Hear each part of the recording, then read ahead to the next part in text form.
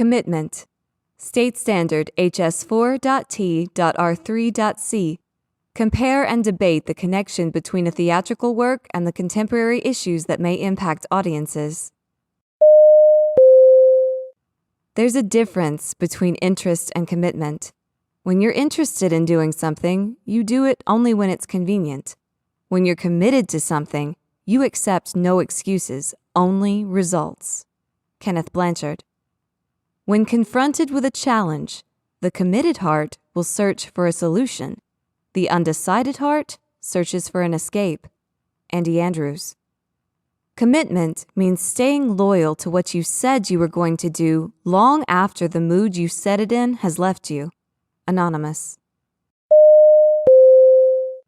Commitment means dedication to a cause, activity, person, or action. The opposite of commitment is to be fickle, changing frequently, especially as regards to one's loyalties, interests, or affections.